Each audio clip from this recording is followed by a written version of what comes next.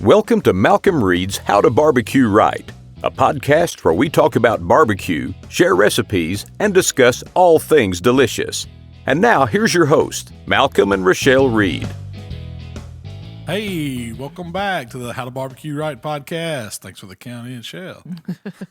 So I'm your host, Malcom Reed, and joined by my lovely and talented wife, Miss Southern Shell. Shell, rainy day. We're quarantined. How's the self-quarantining going for you? So far so good. We got plenty of rations. We got a freezer full of meat. We may not have any vegetables to go with it. We're gonna be all right. So we're recording this podcast on Monday. Yeah. Things got a little crazy on Friday. The whole world got a little crazy on Friday. Yeah, it sure did. Stock markets, everything. But we're still going to do the podcast. We're just going to do it a day later. Yeah. So this last week was busy. You didn't finish editing the video. We were trying to. We were traveling. Yeah. So last week I did kind of a St. Patrick's Day recipe. On my take on a flat iron steak. St. Patrick's Day? Tuesday? It's tomorrow. Yeah, tomorrow, 17th, right? Yeah. It's my buddy Ben Pickle's birthday. Shout out, Mr. Pickle. He'll be officially 45, so he's older than me now. He'll be older than me tomorrow. For a couple months. And I'll catch him. But so we're going to talk about St. Patrick's Day recipe, right? Yeah. The flat iron steak, and I chose the flat iron because it's just a good. To me, it's a good steak to cook through the week if you want to feed the family. I mean, it goes great with steak and salad. You can pair some vegetables with it. You can serve it over rice. You can do all kinds of things with a flat iron. And a flat iron it's similar to a sirloin steak. It's real lean. Comes from the chuck area. It's just they hadn't been around a long time calling them flat iron steaks, but for several years I've been picking them up at Kroger. And they usually run them. They usually run them like normally they're about $8.99 a pound. Like if you just go buy it not on sale, but they run them. It seems like every 2 weeks, $5.99 a pound. So I'll just go in there and pick up some. They come cryovac in their own package. So what are you talking? $15? Yeah, $11 Usually I buy them. I want them to be 2 pounds. I like a bigger one because if I'm gonna feed me and Michael, it's got 2 pounds is about right. Yeah. They do have some smaller ones that you can buy, but. A lot of times they're a little too thin on the edges, and I look for one that's flat. Yeah, but you could do a family of 3, family of 4 with easy. With a 2 pound flat iron because you don't lose much. There's not a lot of reduction weight, from cooking or whatever shrinkage or whatever you want to call it. There's no, you don't have any waste because there's not much fat to render out in them. This one blew up. Yeah, it swelled up, and they do that a lot when you put them on high heat. Beef tends to do that. Like we do it with our briskets and comps. You stick them on some high heat first. If you got a thin brisket, it'll swell it up some, and then kind of cheat it a little bit. But it worked. The flat iron does it too. You throw it on the grill. So for this recipe, I was going with kind of a St. Patrick's Day flair. I made a marinade for the steak first because it's kind of neutral tasting beef. It's not. It can take on a lot of different flavors, but so a marinade works great on a flat iron. You seem to be able to marinate them pretty quickly, so you can come in from work, throw them in a marinade. Or you could soak it all day if you want to. Yeah. It's not going to hurt it. I mean, I wouldn't leave it you don't need to go 12 plus hours. It's not. Maybe in the morning. Down. Yeah, but throw you could. It in the morning. It wouldn't hurt to throw that in the morning before you go to work. Come back home, take it out, and throw it on the grill. That'd be fine. I've done that before. For this marinade, I used a bottle of Guinness Stout Beer, dark beer, going with that Irish, staying with the Irish, and then I added some Worcestershire and some soy sauce. And just a little bit of AP seasoning. You could use whatever seasoning you wanted in there. Just salt, pepper, and garlic. Pretty much. That went in. I just put it all in a pint glass just because it was going. Looked good. It's going with St. Patrick's Day. Yeah, it looked like a glass of Guinness, but it had. So it was one 12-ounce bottle with 2 ounces of Worcestershire, 2 ounces of soy, and a little seasoning. So that gave it, filled the pint glass. It filled it perfectly. Yeah, it did. Yeah. The Guinness works real well. It lends itself real well to marinades and sauces. I think it does too. The darkness, the richness of the beer. It's it's more so than other beers. You don't pick up any of the alcohol flavor from it. I mean, it doesn't have it's not a strong alcohol flavor. Yeah, I didn't. You wouldn't know it if anything. You might think it was something like coffee marinade or something like that because it picks up those those richer, deeper notes, kind of a roasty notes to it. Yeah, it didn't have a beer flavor to it at all in the sauce or in the steak. Well, we marinated in it, but we cook it out, so it's not like the alcohol's there. But put the flat iron lightly trimmed it. You know, it's sometimes they'll Lightly have trimming it. well, sometimes they'll have some of that silver skin, sinew, you know, a little bit of excess fat or something that you don't want to eat. It's just not edible. I just take that off, and I don't get real crazy with it. The one great thing about a flat iron is typically they don't have any kind of gristle or anything that runs down through them. It's just lean meat the way they cut it off. So you might have a little silver skin. Yeah, but it might have a little silver skin. Yeah. So it goes in a Ziploc bag. You can put it in a little shallow container, whatever you wanted there. I just use a Ziploc bag, pour the marinade over in it, squeeze the air out, and then let it rest. If you're going to cook it within an hour, I found it best just to let it set out at room temp, let that meat come up because it's cold. It's been in the fridge. Yeah. Let it come up a little bit. But if it's going to be several hours, set it back in the refrigerator and then bring it out and let it come up to room temp. To cook it, man, you could use any kind of grill you want. It does great for direct grilling. Yeah. So you could cook it on a It's a pellet steak. grill. Yeah. You could reverse sear it, you know, bring it up slow, 20 minutes, and then throw it over there and sear it. But I found, man, screaming hot and fast, about 10 minutes total cook time, puts it right where I want it, just over rare, you know, right in between rare, medium rare. And the great thing about the flat irons is it's going to be a little more done on the edges. So Michael eats the edges That's true. I eat the center, you know. That's why I like doing that with family stuff. It's way too much steak. You couldn't eat a whole flat iron by yourself.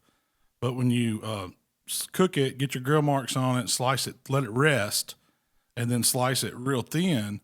Man, those slices just melt in your mouth. They do. And like from the thin end on both edges, you know, both ends is a little more done. But as you get, you know, quarter of the way in to all the way down to the back quarter, it's all perfect, medium rare. Yeah. I mean, it's You can even find some rare pieces in the very center. Yeah. So it's really good for that. You can a lot please a like lot a of people. tri-tip. Yeah. Lot like a tri-tip. You could treat it, you know, just like you treat a tri-tip too. It's a little bit smaller, mostly than a tri-tip's usually about 3 pounds. Yeah. But the flat iron, don't overlook that cut. Yeah. It's very tender. Super tender. Yeah. It's because it's so easy. The grain runs down with it. There's no messing it up, cutting it across into strips. You don't have to guess where the grain is. Yeah. It's just a straight cut all the way down. So you're talking, I don't know how many slices it made. What did it make? Probably about 20 plus slices? Easily. Maybe you more. You kind of put it at a bias a little. You can cheat it. You can cheat it a little to get a little height on your slices if you want to make them. And usually I do that for the thin. As I start on the edge, I'll kind of skew my knife a little bit, put it at an angle, you know, and then I'll slice those first few down until I get into the taller, you know, where it's blowed up a little bit. Then I'll start straightening that knife up and then go down it. And as I get back to the back, and all the slices, you get about the same meat in every slice. So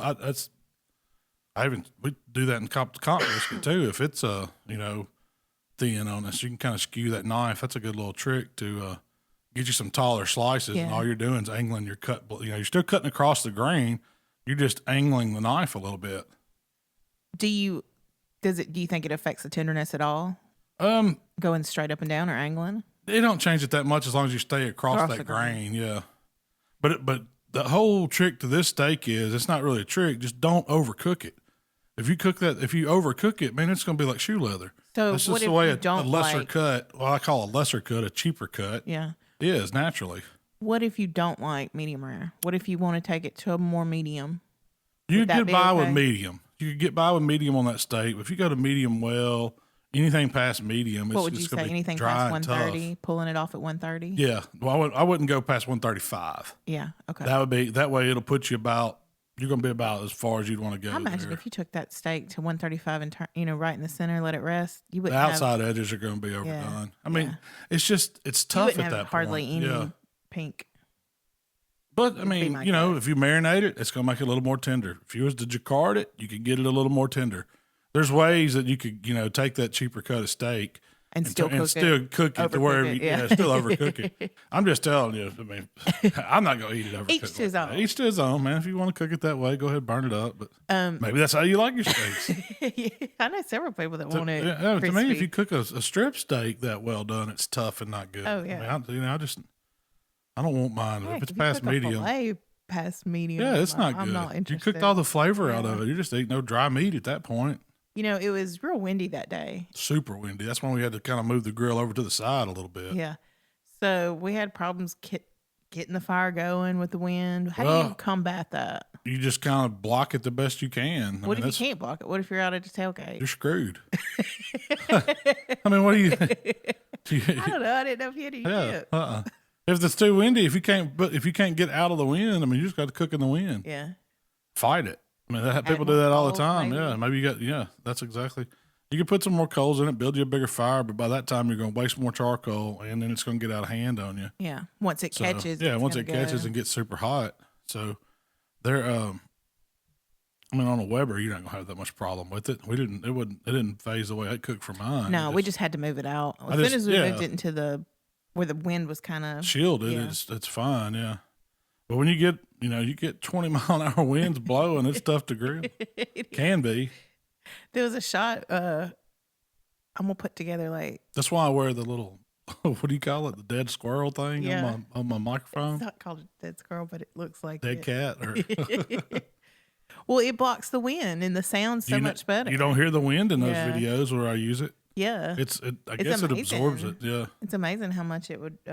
It's like I got some of my beastly man fur coming out of my shirt. That's okay. That just adds to the appeal. To it, yeah. But you button your shirt. Dutch Mantel look going on. No, there was from this recipe and the one where we did the jerk chops. Yeah, there was two scenes. Like it was windy on both those days, and like when you poured the charcoal out and I had the camera there, it all came right up on me. On you. Yeah, it's a live action shot. Yeah. So to keep in that Irish flavor on this recipe, I made a Guinness sauce too to go with it. Where'd you come up with that idea? It was. I do in my brisket wraps for comps. I do what I call a mushroom red wine reduction.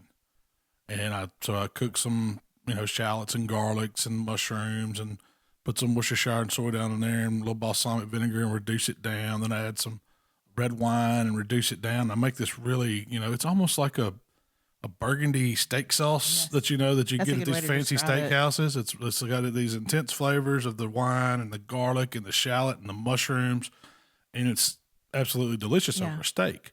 Well, I kind of took the wine out and replaced it with Guinness and cooked that down and then thickened it up a little bit so it had a little more consistency with the cornstarch slurry. And that was the first time I ever made that sauce. I just said St. Patrick's Day. The exact same recipe pretty much and just well, I mean, I don't really have a recipe. Like I wrote the recipe out for it, but I just kind of add and cut me up some shallot, cut me up pack of garlic, pack of mushrooms, and then I'll add the liquid where I think it looks right to reduce it down. The wine or whatever. I don't have a recipe per se. That's just how I make the sauce. Yeah. And so I said, well, I'm gonna do that. I'm just gonna substitute out some Irish beer and make me an Irish steak sauce. And it's really what it was. It was kind of a Guinness steak sauce. Yes. And it was fantastic. It was. I'm talking about flavor. You got to try that one if you hadn't. If you like making a steak sauce, or it's really good. It would go great over any kind of steak. You wouldn't have to do it just for St. Patrick's Day. It was very good. I might like it better than the red wine. And if you don't want the alcohol, I like concentrating the flavors. The flavors in the Guinness gave it so much when you reduced them down. You pulled all that essence of it out. But you could just use some beef broth and make it like a beefy. It would almost be like a mushroom gravy reduction or something at that point if you did that. But you still got the Worcestershire and the balsamic and all that to give you some of the acidic notes to it and those different flavors. So it would be really good with that. When you tasted it, after...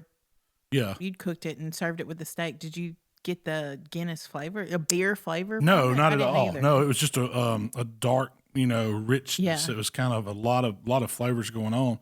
But there's no way you would have known it was like Guinness beer. It doesn't taste like beer at all. A lot of people don't like Guinness. It's it's a stronger. I'm not crazy stronger, about it. But it's not I don't think it's the alcohol that people don't like. The flavor of that. It's the rich. It's really filling. It has a lot of complex flavors in a stout beer like that. If I'm gonna drink a Guinness, I'd rather just, have a wine or something else. Like a red wine or something. Yeah. Yeah. I personally love it. Yeah. I can drink them. I like them car bomb style. I like them. Give me a black and tan, whatever you want to do. I like Guinness. You just can't drink a ton of it. I mean, 12, you're good. 12 pints. So you gotta push back. That's why you gotta push back. 13 pints is a no-go. 12 pints is plenty. How long do you let the steak rest? I'd let it rest about 7 and 10 minutes, something like that, because But I mean, not if I was going to taking cook it at home for dinner, I'd probably let it rest 5 to 7 minutes. If you got somebody taking thousands of pictures, it's going to rest it a lot longer. I don't know. Rest a lot longer. But the thing about that is you don't lose the juice out of it. Yeah. So it stays moist on the inside. Lose any juice. Heck no, man, it was and all. That was. We ate that steak. Like we ate some of it when we got through. And then put it all in the refrigerator, and there may be still just a couple pieces left, but I kind of snacked on it when I walked by, I was like, buy steak. It was good. Then I served it with potatoes. That's what I was thinking. How'd you cook them potatoes? I call them roasted potatoes because we do these weekly. When probably. I posted the recipe, I kept calling them, changing the roasted to smoked. Smoked. Well, they're not really smoked at 400 degrees. They're just cooked on a grill. I guess. I'm roasted them on a Memphis wood-fired pellet grill. You could do them on any grill, but you need the heat. If you're not running it, I ran it at 400. Perfect. I ran it at 400. It works perfect. Just took these little baby Yukon Gold potatoes, rinsed them, wiped them off with a paper towel, just to make sure there's no dirt on them. Olive oil, and then coarse kosher salt. And then threw them on the grill. It took probably about 30 minutes, and I was check on poke them. You want them to be kind of fork tender. And it's really going to depend on the size of potatoes you're using. We do them in the oven all the time. Yeah. We'll do them in an iron skillet, on a baking sheet. That was where that recipe came from because we cook them all the time. It just goes We great. do different toppings and toss them in different things at the end. And so that was the next thing I took. So I melted some butter, and then I mixed in some parsley and little other seasonings. I put you used AP. little AP. But that's where you could put whatever you wanted. Yeah. If you wanted to make them a little spicy, you could throw in, some ancho chili peppers or something like that. Take them that way. It'd kind of be a Western flavor on it. You could put some other fresh herbs in there. Like Gouda, cheese. Parm or something like that would be great mixed in the butter. What gave us this idea of doing these little potatoes like this, we found these little packs at the grocery store, and it's like a little tray of potatoes. You cook them in the microwave. Microwave meal. Yeah, but it's just a little thing of potatoes. It's got a film on the top. It's a little plastic dish with a film on the top. And you stick them in the microwave, and then you mix up a little butter with a seasoning packet. And I was like, heck, we're buying that, man. We can buy the little potatoes, mix our own flavors up, and put it in the oven instead of the microwave. And they kind of get roasty. I like the outside better. Mm-hmm. It cooks it out. But they were great on the pellet grill. I mean, I thought they turned out fantastic. They were. They're really good. Yeah. And a bite of the potato with the sauce. And the steak, too. Oh, man. And you could... So if you wanted to do this recipe with any other cut of steak, it'll absolutely work. You had talked about doing it with a ribeye first. Yeah. I just thought St. Patrick's Day, you might be feeding more people. Yeah. It's better for family style. Yeah, yeah. But you could, with a sirloin, with a strip, with the ribeye, with the filet, that sauce and the potatoes would work with anything. And pair it with some other vegetables too. And you've cooked it all outside. You could throw some asparagus on there and had potatoes, asparagus, and steak and not even fire up the oven inside. It's like one of my favorite meals right there. Yeah. Steak, potatoes, asparagus. It is. Mushroom sauce. That's my steak dinner. I would throw a salad in there. Yeah. Just to pretend. And some bread with some butter. Shrimp cocktail. You gotta you gotta take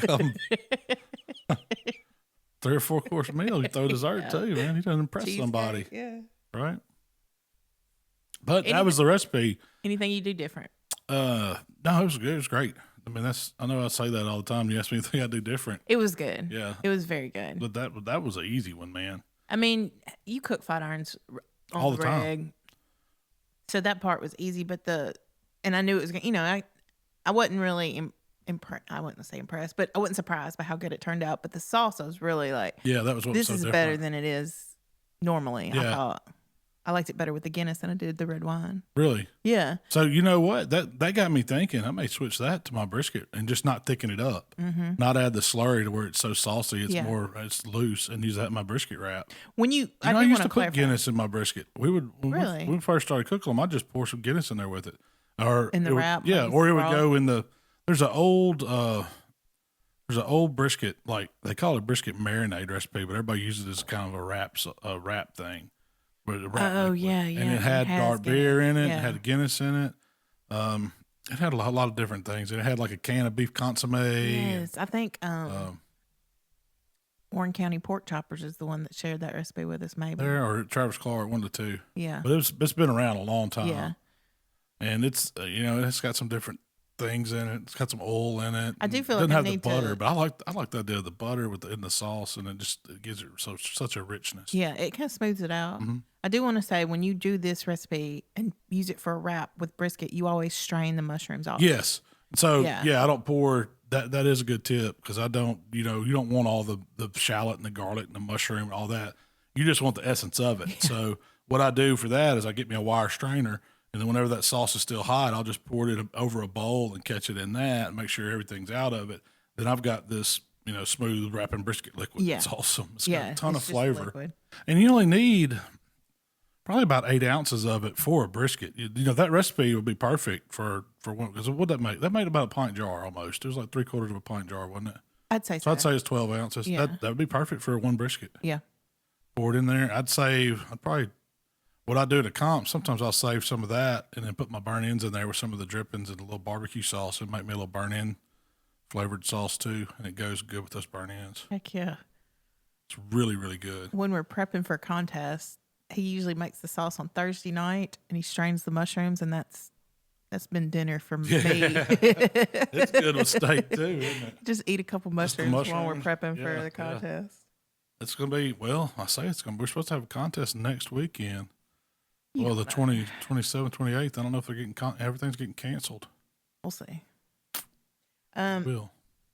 So before we got quarantined, we went to the Butcher Shop in Pensacola last weekend. That we did, and that was the first weekend of spring break for us. Mm-hmm. Kevin and Jordan, it was kind of like an open house, wouldn't you say? That's a good way to put it. They had a Butcher Shop open house, and those guys, I know you've heard us talk about them before, but they have one of the best butcher shops going as far as what you can buy at the store. I was so impressed with, but they ship too, and so I got to know them from buying competition meat from them. Yeah, they started getting a really good reputation in the competition world. Yeah, for hand picking their A9 briskets. Mm-hmm. Those it's a New Zealand. It's a New Zealand or Australian brisket. Anyway, it's Australian. It may be Australian. I don't know. I don't know where they grow those cows, but I know they're amazing. It might be New Zealand. And so that's what I started cooking in comps because I really like the quality of them. The flats were super thick. The points, they're already trimmed a little bit, so it's a little easier to break them down and to cut your point out for your burnt ends. And they make a great contest brisket. Heck yeah, and they cook out so well. They do. You can't hardly mess them up. Yeah. And so, but he sells all kinds of other stuff. So when I got to ordering briskets from him, I was mentioning stuff on the YouTube video, and he's like, "Man, anytime you want anything you can think of to cook, let me know because I can source anything." He don't just do like briskets and comp stuff or like a regular butcher. He can get anything. And so we went down there and for this open house, cooked up a bunch of briskets. We didn't cook the brisket. Mr. Ivan did. Yeah. He's a local guy down in Pensacola. Yeah, he actually is the one that handles the big Pensacola contest. Yeah, Cooking on the Square. Yeah. Fortunately, it got canceled too. Did it? Yeah. I mean, they're canceling them all. But so he volunteered. He's got a good relationship with Kevin and them, and that Kevin works with them on contests and stuff like that. So he had a big cooker. He had a big Meadow Creek, like pull behind rig. And he even had a chicken cooker there too, like the one you put the chicken in and flip it and all that stuff. But he cooked 20 of these A9 briskets, and he cooked them overnight and brought them up there the next morning. A lot of brisket. Ton of brisket. And then we also did about, 40 or 50 tri-tips that morning. And then we did some ribeye steaks too. And all this was, I kind of did some demos. We set up a table up front, and I talked about the brisket, how I season them. And this is like cooking at home. This is for the backyard guy. There was, I don't know how many people come through that store. There's several hundred. Yeah. But we would just, I did a quick demo. Yeah, I did a quick demo, and then 30 minutes later, I'd do another one. And then just kind of, go through my steps of how I could cook a brisket at home. And the whole time, people could shop at Kevin's store and go through, and we had whatever samples, you wanted. Yeah. We gave out. And so at the end of each demo, I cut up a brisket, and then y'all were in the back cutting them up too. And we were just passing out samples of brisket, and then I went through one with a tri-tip, showed people how to cook the tri-tip. We sliced it up, passed it out. I have to say that brisket was money. It was so tender. It was very, very good. It was a good start. It was the perfect brisket to serve. Oh yeah, That's how that's how people want to eat brisket. This wasn't like contest quality, all trimmed up pretty and all that. Yeah. It had some fat on it. Yeah. It had the big wide pieces because it wouldn't cut down for box. Yes. And, exactly. Parts of it, they were probably a little more overcooked for a competition, but for eating, man, it would melt in your mouth. It would. And that was what I could stress to people, that you can't hardly mess these up. Yeah. You get some simple seasons on them, get some smoke on them, let them get their color, get the bark you want, wrap them up, run them up to over 200 degrees, and then throw them in a dry cooler, and you're going to have some of the finest eating beef you've ever ate, off a smoker. We also had Brian Wesson from Son of a Butcher Barbecue. Yep, he come over and ran the old hickory pit, and he cooked all the tri-tips. We did while we were getting doing the brisket and stuff and getting that done. We had an old hickory CTO fired up, and that's what Brian started out the tri-tips on. We reverse seared them. Then we had a Weber grill, and he had another buddy bring another Weber grill, so he was running two back there.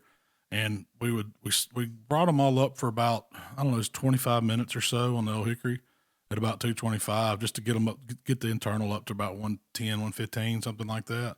And then throw them in a Cambro. And then as needed, they kept the grill hot, and you could just sear them off a couple minutes, twist them a couple minutes, just like cooking a steak, just get the grill surface, not with the lid on, with the lid off. So you're really just cooking the outside. And then we'd bring them in and slice them up and pass those out. And they were, talk about nailing a tri-tip. The reverse seared on a tri-tip's it's probably the easiest way, because especially if you take it off and hold it once you get it up to about 110 or 115, because you give it that time to calm down and it settles back. It's going to carry over a little bit, but not much at that point. And then it's going to be, right around 110 probably when you throw it back on there and sear it. And then you're not going to screw it up. It's not going to be under, over, anything. It's going to be perfect. Brian did a good job with that. Yeah, they were good. To cook, he cooked, 40? 50 tri-tips. He quit counting. He had it loaded up. But I don't know how many ribeyes did they do. I wasn't back there. I was up front talking and doing the it wasn't demos. a bunch of ribeyes. I think it was 4 or 5. And you did a demo with one. Yeah. So it wasn't just a ton of ribeyes. We had so much other meat. Yeah. But we put some, I don't know if anybody saw on the Instagram that day, that story, but we kind of did a pass-by video of the big meat counter where he's got. I'm going to post that. One side was kind today. Of all the Wagyu meat, and he had it from ground, every cut you could think of. They had there, and then the other, but they had it set up to where there's prime, there's choice. You get whatever you wanted there, and it was all reasonable. I was surprised how cheap he sells that Wagyu ground. He's grinding. So what he's doing, he hand selects these briskets for comp guys. And and he trims them for people in the store, because some people aren't comfortable breaking down whole brisket. So you can buy the flat, you can buy the point, which is hard to find. Which is real hard to find. And then the rest of the trim, he grinds, and they make fresh ground. And it sells for like, what do you say, $8 a pound or something. I was like, man, that is dirt cheap for what you get. He would have like chuck those burgers roast. Got to be so good. He sent me home with some Denver steaks, and we'll talk about those. So let's talk about the Denver steak. So the way he described it, I'd heard of Denver steak, but I've never tasted one, never cooked one. I've never seen one, I didn't know where they come from. Yeah. So Kevin told me that they come from the chuck rib area. Basically, they take the meat off the top of those chuck rib bones. And Where's it's like chuck a slab up at the shoulder area. Okay. The first few ribs. Okay. Gotcha. So you're with me up front, front part of the cow. And so they slice it off the bones, and it comes off as a big piece of meat. Then they clean it up. And then they cut it into strips, so it looks kind of like strip steak, but it's got all that marbling running all the way through it. And did you get a picture of the? I kind of did some the other night when I cooked some for the store. It's probably gone now, but I wish we'd have had a good picture of those, how marbled they were. I have a picture of you holding it up. Okay, well they were incredible. So they were ridiculous looking marbled up. It was like I was like. I was amazed. Yeah. It looked like one of those pictures of that Japanese Wagyu that you see with all the marbling through it. And I was like, man, I don't know. This has got so much fat. What's it going to be like? It melted in your mouth. It was good. It was, and the way I did those, man, I did them. I soaked them in a little bit of Worcestershire, and just like I didn't really soak them. I just kind of dabbed it on there, seasoned them with some steak rub.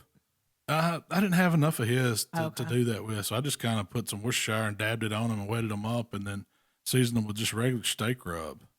and let them sit a little while. And I got my Weber probably as hot as I could get it. I put 2 chimneys of charcoal in there, Dang. and I had a fire going. My thinking was, I had the oven going inside. I did some more potatoes this was dinner now, and I had me a pan of onions and mushrooms and green bell peppers, kind of almost fajita style, but I just seasoned them with AP. I wasn't going for like Mexican seasons. Tossed them in some olive oil. So I was going to have those Denver steaks with the peppers and onions and mushrooms and the potatoes. And so with those steaks, they had, I didn't want them to cook too long. I wanted to keep them as rare as possible. So what I did, and they kind of have 4 sides because they cut like a strip, but they're thick. Yeah. So you're talking, almost 2 inches thick all the way around. And so I was going to cook them on all 4 sides. So that's what I did. I didn't use grill grates. I just put my regular grate on there, got that Weber screaming hot, and I just go 2 minutes, 2 minutes, 2 minutes, 2 minutes, and then take them off. And it kind of just put a char. Like, I really wasn't going for grill lines or anything. I wanted to get the outside seared. I knew I'd tempt them. They were about 112 to 115 on the inside. Mm-hmm. And so my potatoes come out of the oven. I said, all right, I'm going to shut this oven off and just kind of stick these steaks in there. And while the other vegetables were finishing up. Did you leave it probing? No, I didn't probe nothing then. I was like, I know it's going to, it's not really cooking them. That oven would have been 400 and it was checking itself down. Did you leave the door open or close the door? Closed you just it turned it off. I just set them on I had them on a sheet pan. Yeah. Put bring them them in. in. Yeah. Put them in there just like that. Oven off, cooling down.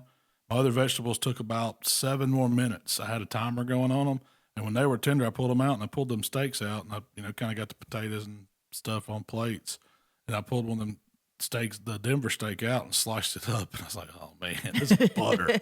It was like meat butter, perfect. But it had the crispy edge. And you got that seared edge around the outside. You kind of got a little of the char flavor with the, with the fattiness of the Wagyu beef. It was like, man, Denver steak is where it's at. See, I was busy trying to catch up on editing. Yeah. So you were on your own on that one, but it was good. I think the veg was good. good. The house smelling, the neighborhood smelling good. I know folks was loving that. But I will say this: when you're cooking that hot with that Wagyu steak like that, does it flare? Heck yeah! You get that fat dripping. You better be working that grill because that's what I was. I had me some big long tongs and I was moving it, because it was. I mean, it's flaming. Yeah. I mean, it probably would have been a better idea if I'd have had me a little 2-zone set up. Because I just filled that Weber up. Yeah. But I ended up with the steak kind of on the outside doing the edges. I got 2 hard sears on the 2 big sides, and then I stood them up and then just kind of moved them out. And as I flipped them, I moved them out some more. So it just kind of progressed. It would have been cool one to have the whole thing filmed because I was out there with my camera and I'm trying to get these tongs, trying to get me something for my story, get some cool shots like Shell would, and I made it happen. What did you think about the Denver steak? I thought they were awesome. Would you do them again? Heck yeah! We can't get them around here. Have you? I've never seen them. Yeah, it's a fairly new thing that they're trying to sell, and you're seeing it in restaurants more because it's teaching. What it's doing, it's taking a lesser cut and try to make it more popular. Yeah. So you got Certified Angus beef doing that. Remember they showed. I think they touched on that cut a little bit. I remember that lady that was breaking them down talk about it a little bit, the Denver steak, but we didn't have any, or I didn't see any. I've always considered it more of a novelty type, meat a little bit. I don't know. I mean, because I've heard about it but never seen it. Well, there's several different cuts they're pushing now. Like they've got these bavette steaks you're starting to see more, or these mock tenders and these Denver steaks and all these other cuts that are mainly, a lot of them coming out of that chuck area.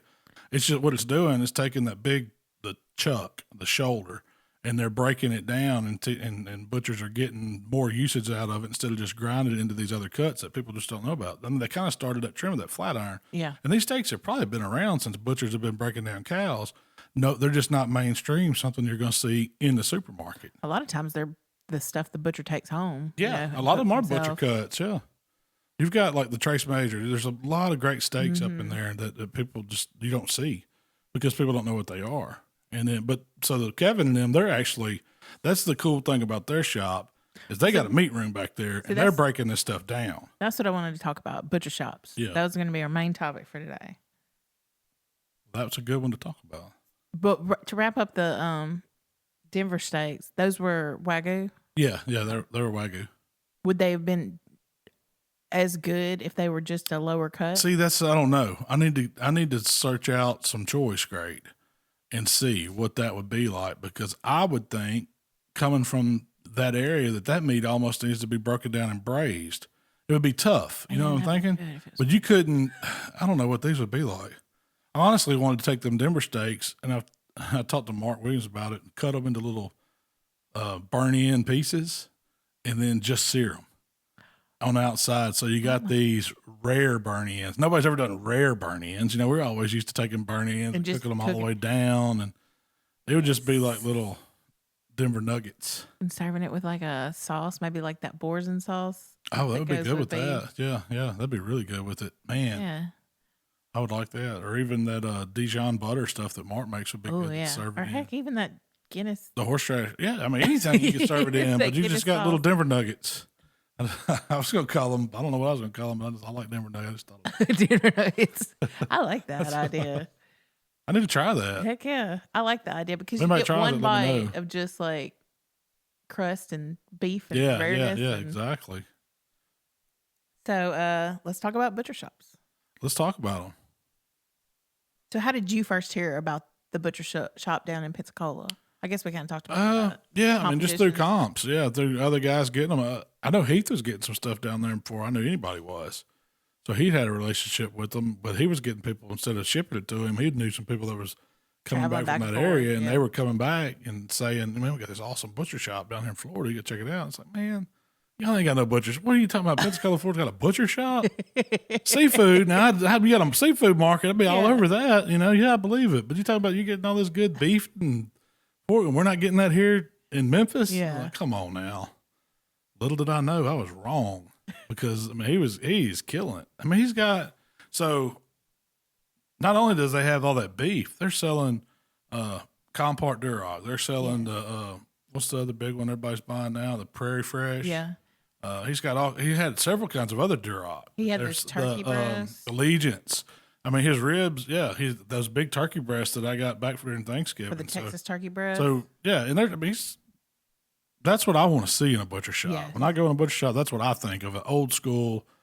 We got you. We know what we're doing. We're breaking this meat down. It's not just a resale shop. Mm-hmm. You know, that's not a butcher shop to me. If you're just getting in something out of the package and turning around and selling it, it's already butchered up. Yeah. You're just selling meat. And he had a lot of stuff in there that was really interesting me. Like he had sausage stuffed mushrooms, and they were selling a ton of sausage stuffed mushrooms. I was like, I want to try that. I've always done mushrooms with like the tops mixed back in with cream cheese and some breadcrumbs and all that stuff. Mushroom. I never thought cream cheese. Yeah. They were making different kinds of sausage out of some of the trim they had and stuffing it back in those just white mushroom caps is all it was. And man, I want to try those. They were selling them so fast as they could bundle them up. Yeah. I love the idea of adding sausage to a mushroom cap. Never thought about that. Yeah. I got to do it now. I really do. Yeah. It sounds too good. I mean, you could just take a fresh sausage out of a case and bust it out, or buy it in bulk where it's not cased. They sell it like that at Kroger. And just get some mushrooms and stuff them with them. It's got to be good. Heck yeah. He also had burgers. He had a blue cheese and bacon burger pre-mixed, and it looked Cheddar pepper burger. They had all different kinds of burger. I don't know if that was just regular ground like chuck, or if that was some of the Wagyu too. I don't know. I didn't look on that close on it. They weren't. Everything was affordable. That's another thing. When you think about a butcher shop, especially a specialty butcher shop that's got all this stuff, you don't think reasonable price. No, I think high price. Yeah. They really got it marked up. Yeah. And he didn't. No, it was the wasn't, opposite. It wasn't overly priced. I didn't see anything overly priced. Even the briskets. I mean, the flats and stuff. You picked them up in there in the store. You could get one of those Wagyu flats for $40, $50. I mean, yeah. That's way cheaper than you can get it anywhere that I know of. Already trimmed. So does he ship? Heck yeah. I mean, I know he ships to us, and I know he ships to comp guys. I don't want to quote him wrong, but I believe he said like usually every Monday. I think they only ship on Mondays or Tuesdays. Yeah, that would to make sense. get it to you fresh or whatever. But it was hundreds of orders. Several. Good for him. Yeah, that's busy. Yeah, and he's like part of. He's to me like you said, an old school butcher. He's part of the community. He's right. Oh, that was the mainly people. Now we had some people coming because we said we were going to be there, but the majority of it, there was a lot of people just coming because they were coming to get stuff that Saturday and didn't know it was things were going on. Yeah. So and he introduced to me so many of his customers that he actually knew and had a relationship with, and they trusted him on stuff. And that was part of it. He runs a good business. I don't know how many employees he had, but there's people buzzing around, and all of them were knowledgeable about, somebody come in and they said, "Oh, I want to cook this," or "What can I do?"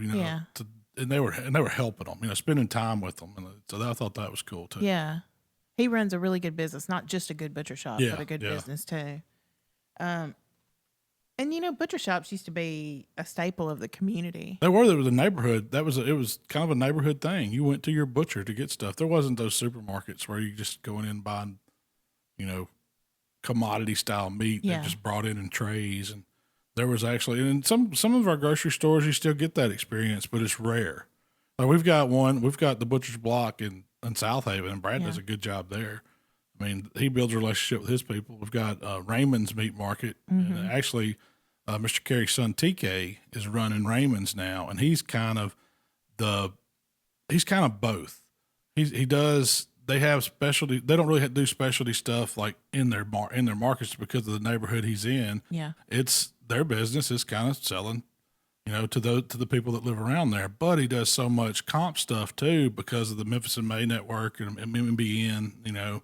That he's built up this reputation of being the butcher you go to locally here in Memphis to get stuff. And he can order a lot of stuff too. They get some briskets and they get, a lot of the pork and if you want a whole hog, you go there. Yeah. And so that was there. And he'll offer them trimmed, I think. I mean, they will. You can get your comp trim ribs, shoulders, whole hogs. TK, they do it all there at Raymond's. They trim your whole hog? Yeah. They will trim it, score it. Yep. You can pick it up there. Just That's already done. It is. Yeah. I don't know what he charges for but he charges enough. But it will be ready to go where all you have to do is get to a contest and throw it on the grill. The head's still attached. Everything's legal. That's towards contest parameters, but you can trim it at home. So they're just knocking that out for you.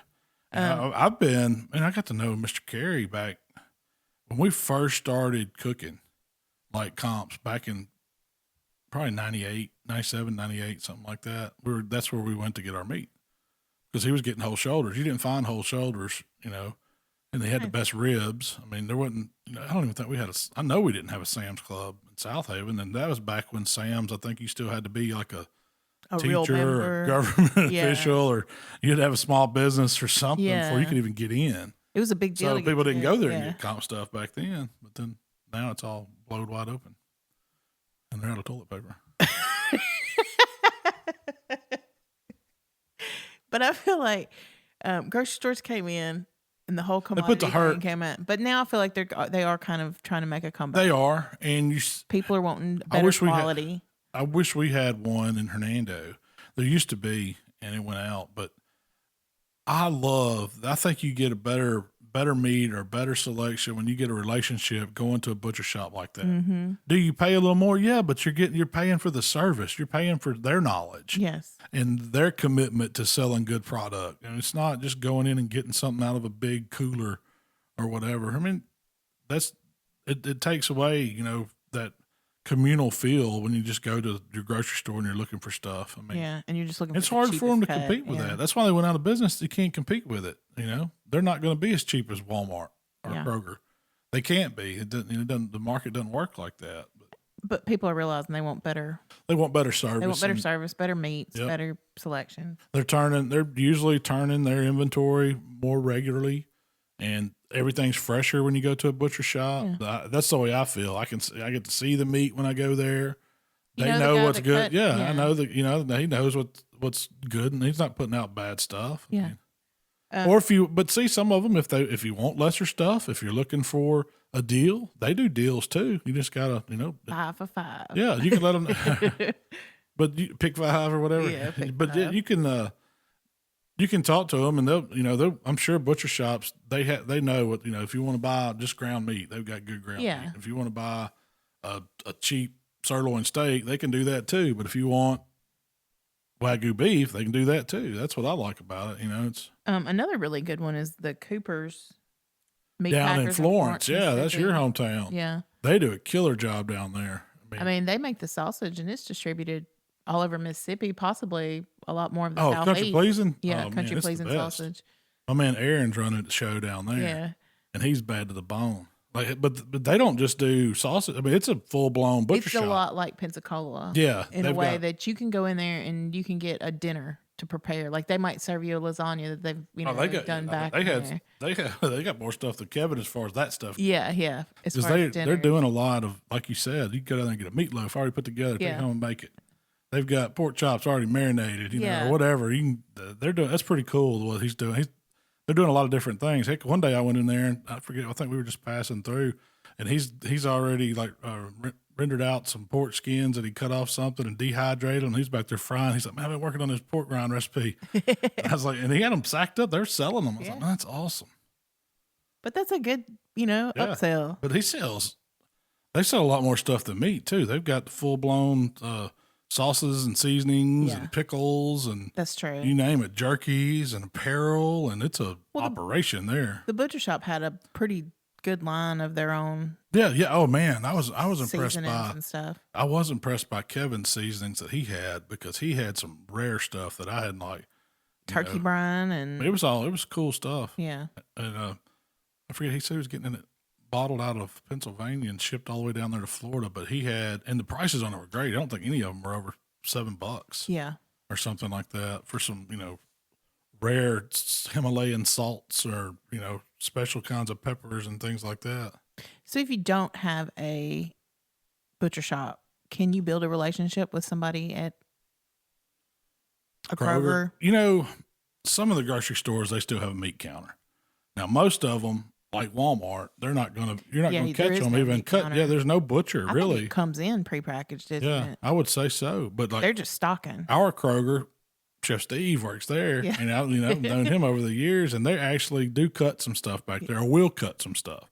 Now they get a majority of their meat probably does just go out from the truck to the counter, the refrigerator out there. But then they also do some of the cutting for the case where they got their specialty stuff, and you can get some prime in there. You can get, some higher choice. You can get to see the steaks. You get to know them. If you tell them you want one cut a specific weight or thickness, they can do that. And so, it's always a good idea to talk to them, let them know what you're doing. And sometimes you'll have the locally owned grocery stores and small. Yeah, that'll have one too. Yep. Those are spread out. I mean, they're getting few and far between because I guess it's so easy for somebody to cut the corners and not have that.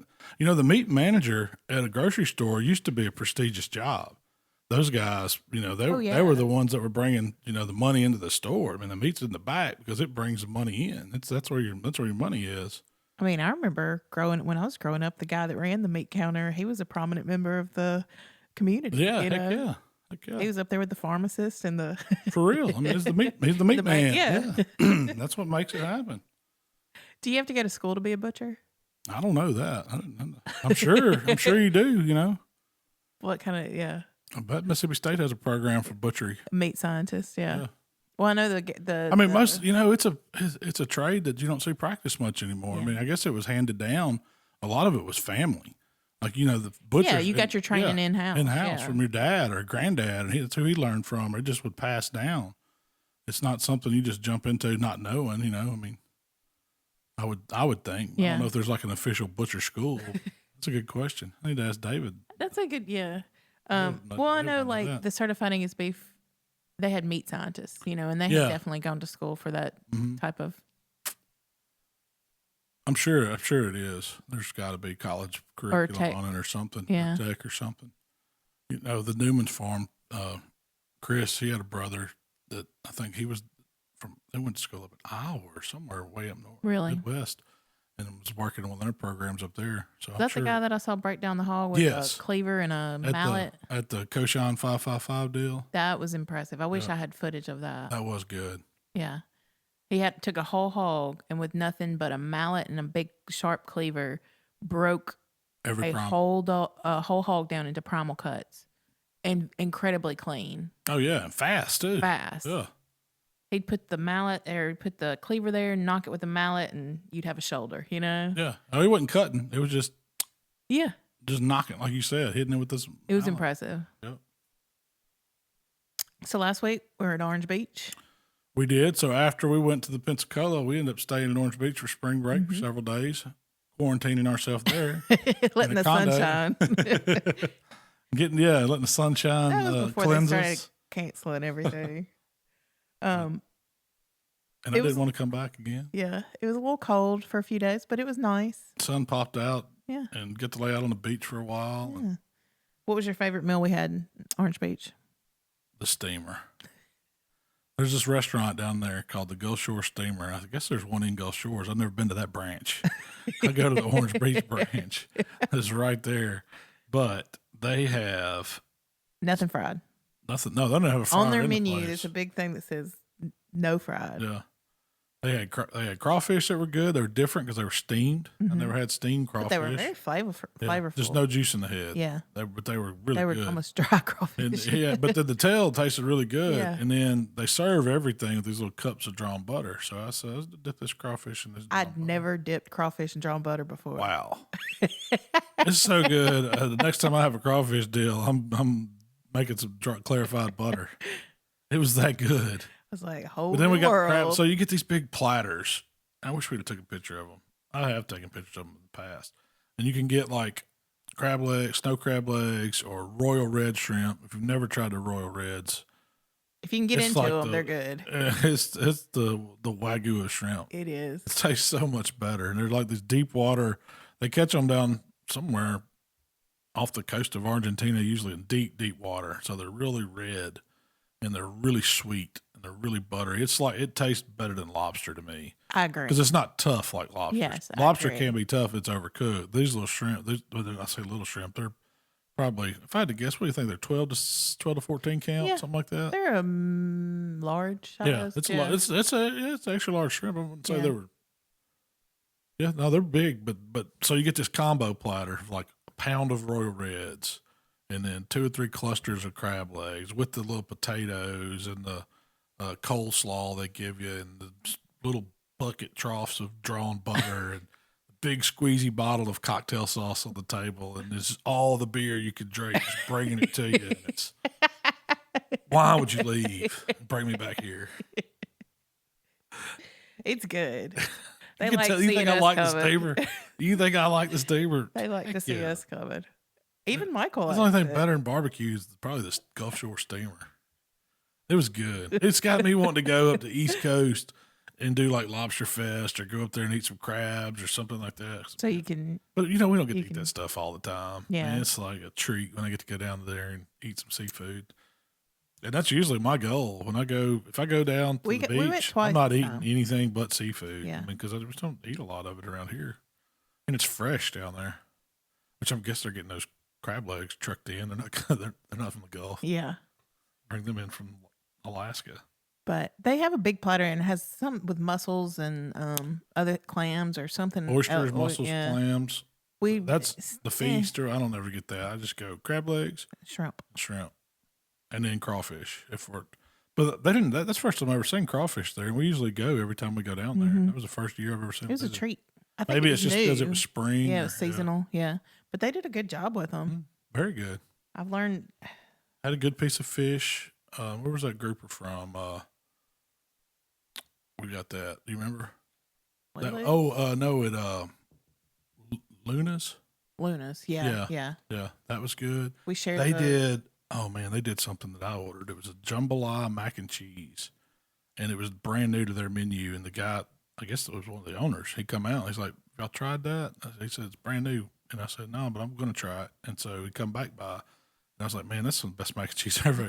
And I can make, my wife's probably one of the best I know, and I can make a mean one on the grill. But that jambalaya mac and cheese, I'm going to be duplicating that. It kind of got me thinking about what else we could do for mac and cheese, like how to. Yeah. Well, lobster mac and cheese is good, but this was different because it had the sausage in it and had the peppers and onions and it had the. I agree. It had all the celery. That Cajun flavor. Yeah. And it was rich and still had shrimp, but you could do it with crawfish. You could do it with whatever. Mm-hmm. It would be like Bayou mac and cheese. There you go, Shell. We went to Cobalt, and I was disappointed. That's the first time I've ever been disappointed there. Yep. The oysters were really good and fresh. They were very good. We had a dozen raw oysters there, and they were very good. And then the food came out cold and looking like it had been sitting in a window and all the same. It was not. It was not. Was not up to standard. I was disappointed. And that's normally my favorite place there. I probably won't go back. I'll go back. I'm not going to be in a hurry to go back. Yeah. I'd rather go to. I don't know. The steamer. The steamer's better. You can go there 4 nights a week. To butter up to your elbows. If you hadn't tried it, go to Orange Beach. Go to Gulf Shores and try that one. Don't go to the Orange Beach one. That's where I go. I don't want it to be too crowded. You know, that's the bad thing. Down that part of Alabama is wonderful to visit. I've always had a lot of good food, great but peaches. You've got to know when to go because it gets so crowded that you might have a 2.5 hour wait for dinner at night. So this was great for us because we'd never been on spring break, but our spring break was early, and so there was no wait. We didn't wait anywhere. I imagine 2 weeks in, or from right around before Easter all the way through summer, you can't get in places down there. That's the way. You got to know how to work it. Like you've got to go at off times. Yeah, either eat an early lunch or a late breakfast. But you're not eating early dinner. Or you got to eat an early dinner. That's what I'm saying. Yeah. Work it where you're going to dinner at 3:30, 4 o'clock. Yeah. Get in before everybody. So we're this weekend we cook crawfish. That's coming up. Yeah. Yep. But the next video is going to be how to crawfish right. We hope. We hope, or at least our way. Me and Mark from Swine Life Barbecue, check him out on YouTube too, came over. I bought a couple sacks of crawfish, and we put our spin on how we cook them for our friends. They turned out great, and they were dynamite. And they were spicy, but they weren't like get on your hands and your lips spicy. They were juicy. Hot. They were not mushy and overcooked. Every one of them tailed out. There was no, how sometimes crawfish, even the small ones, because you're always going to get some small ones mixed in, they tailed out. All the sides that went with them turned out fantastic. The weather cooperated right up until the end of the video, and it started to pour down. And then we ended up kind of moving things into our garage and kind of ate crawfish the rest of the time. I feel like my only concern is at the end of the video. Got rushed because it like it got rushed. We had people showing up to eat crawfish, and the weather was starting to get bad. And we had our stuff sitting out because it had been sunny all day, and then we had to move everything. But we worked through it, and you hadn't even started editing it. So. No, I'm probably going to do that this afternoon. Good thing about that is if it messes up, I could do another one. I'll do that again. We can chalk that up for this week too. If everything turns out, I'll see if Mark wants to come on the podcast, talk about crawfish. And I kind of want to ask him, he started his YouTube channel this past year. Yeah. He's done very well with it. It's great. He does great videos. That'll be a good podcast. Talk about what it's like. Yeah, to start. Firing up a YouTube channel. It's been so long since we started. Things have changed, or maybe we don't remember how it was. So we'll share what we know, and Mark can share like his experience. That will be a great podcast. So you get kind of I like where you're going. Two perspectives. Yeah. Cool. Yeah. So what else? Well, we got a contest supposed to be coming up in Savannah, Tennessee. I think it's 2 weekends. Not this weekend, but next weekend. But fingers crossed. I mean, they're canceling left and right. I didn't want to talk too much about what's going on, but they did. I saw the CDC announce that they recommend canceling any event larger than 50 people for the next 8 weeks. 8 weeks? That puts us in a canceled Memphis in May. Really? They haven't made any announcements, and I'm sure everybody's watching it, and I've got all my toes crossed on that one. I don't want to. We got our welcome packet in because you have to, sign up for Memphis in May in months in advance. Like we submit our money and everything. In November, we paid, before Christmas. So everybody got their welcome packet. We know where our spot is, and it's time to start ordering your tents and your floors and your. Everybody's going to be scrambling. I mean, nobody wants to tie up money. They know something's going to get canceled. Yeah. I don't know. I mean, we're thousands of dollars in on the spot. I don't know. Y'all, that's something to think about. Hey, at least we're doing all right in quarantine.